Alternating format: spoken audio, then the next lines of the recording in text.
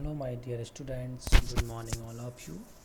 नमस्ते बेटियों, हमेशा खुश रहिए, मुस्कुराते रहिए, खूब पढ़िए लिखिए, तरक्की कीजिए और अपने माँ बाप का, अपनी यूनिवर्सिटी का और अपने देश का नाम रोशन कीजिए। Myself JBN Pushpendra Bhardwaj, assistant professor, department of education, Jyoti Vidyapeeth women's university Jaipur. Today we will discuss on determination of base rate by collective bargaining। ठीक है, आज अभी तक हमने कलेक्टिव बार्गेनिंग के ऊपर डेफिनेशंस देख लिए, उसके फॉर्म्स देख लिए, कलेक्टिव बार्गेनिंग के एसेंशियल प्री रिक्विजिट के ऊपर बात कर ली, उसके एडवांटेजेस इम्पोर्टेंस के ऊपर बात कर ली है, उसके स्टेप्स के ऊपर अपने डिस्कस कर चुके हैं, उसके एडवांटेजेस और डिसएडवांटेजेस के ऊपर डिस्कस कर चुके हैं हम। अब हम डिस्कस करते हैं कि डिटर्मिनेशन कैसे होता है बेस रेट का कलेक्टिव बार्गेनिंग के थ्रू, इसकी पूरी क्या है वो उसमें देखते हैं। Trade unions get existence under monopolistic competition.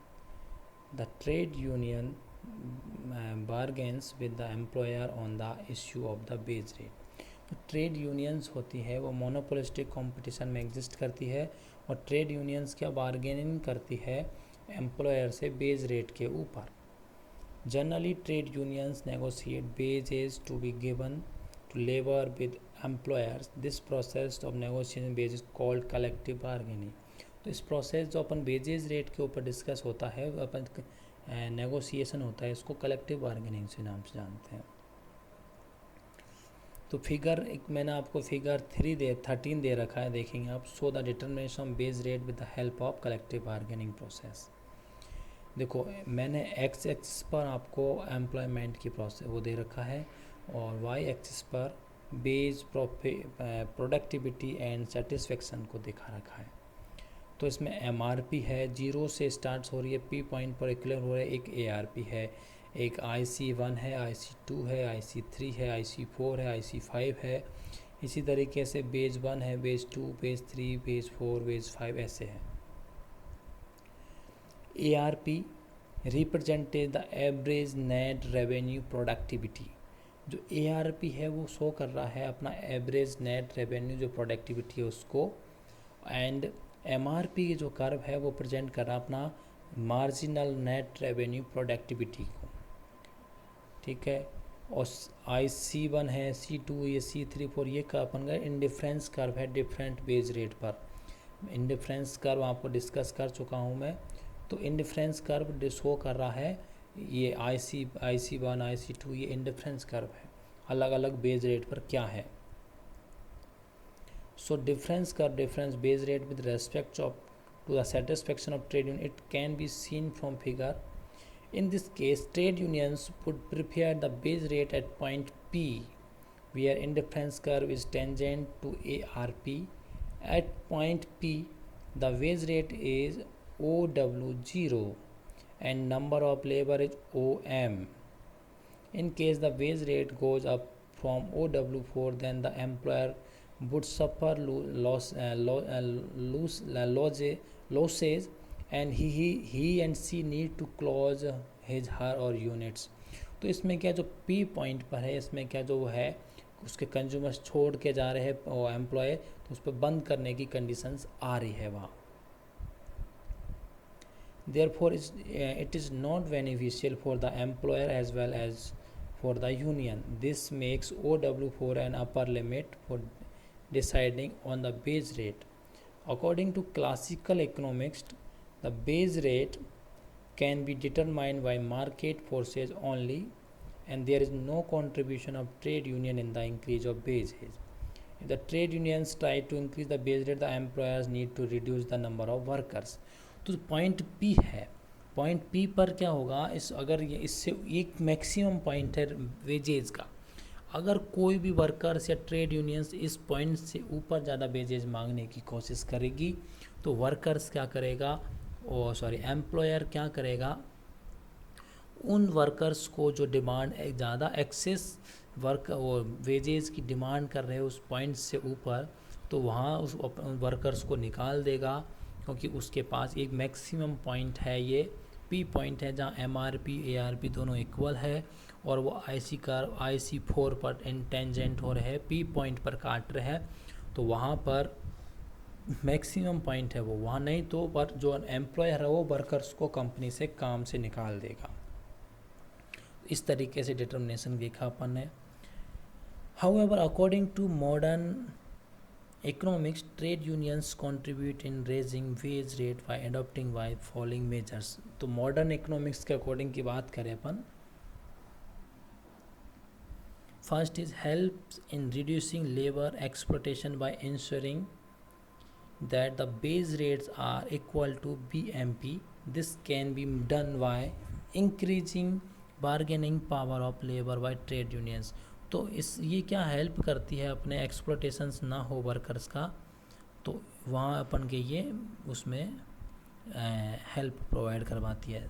Second point is help in increase the MRP of labor through different ways such as convening employers to provide new and advanced machines to labor and inculcating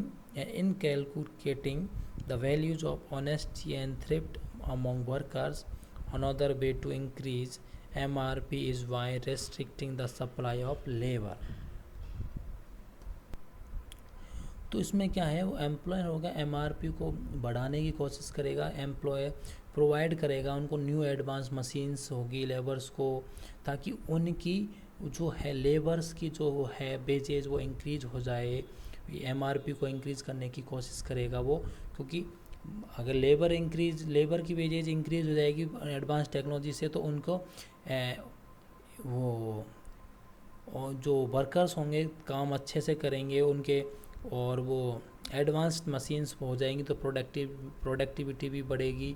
तो इस तरीके से दोनों को फ़ायदा होने वाला है, वो एक सिंगल पर्सन को नहीं, दोनों एम्प्लॉयर्स को और एम्प्लॉय दोनों को बेनिफिट होगा इससे, ठीक है। और MRP इंक्रीज होने से क्या होगा, रेस्ट्रिक्शन हो जाएगा सप्लाई ऑफ लेबर पर, रोक लग जाएगी, लेने की ज़रूरत नहीं पड़ेगी इससे, उसी अपन जो है वो उस पर वर्कर से काम करेगा। एडवांस टेक्नोलॉजी होगी तो एडवांस टेक्नोलॉजी से तो प्रोडक्शन वैसे ही बढ़ेगा।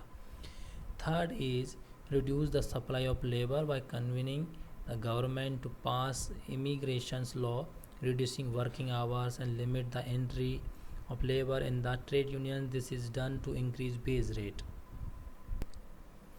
तो सरकार के द्वारा जो इमिग्रेशंस लॉ है उनको पास करवा के एम्प्लॉय एक दूसरे जगह जाते हैं काम करने, वो बंद हो जाएगा और रिड्यूस हो जाएगा सप्लाई ऑफ लेबर इन जो कम हो जाएगी उससे, कि in immigration laws reduce apply होने से, पास होने से, तो वर्किंग आवर रिड्यूस करने से, और लेबर की जो लिमिट है वो ट्रेड यूनियंस में वो ख़त्म। इस तरीके से ट्रेड यूनियंस में जो लेबर की जो एंट्री है उसको लिमिट करके, इसमें क्या होगा, लिमिट वर्किंग आवर अगर कम कर देंगे तो कंपनी को वर्किंग आवर ज़्यादा काम करने के लिए ज़्यादा, जैसे कि एक कर्मचारी को केवल 6 घंटे से ज़्यादा काम नहीं करेगा, तो 4 वर्कर्स चाहिए 24 आवर्स काम कराने के लिए हमें।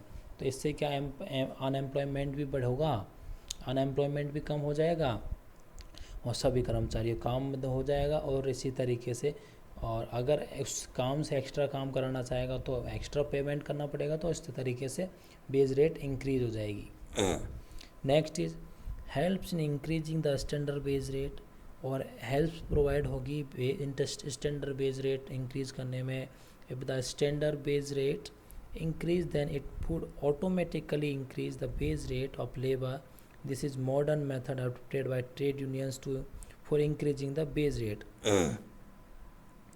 अगर स्टैंडर्ड बेस रेट इंक्रीज हो गई तो बेजेज जो है लेबर की, जो रेट ऑफ लेबर है बेजेज की, वो ऑटोमेटिकली इंक्रीज होगी।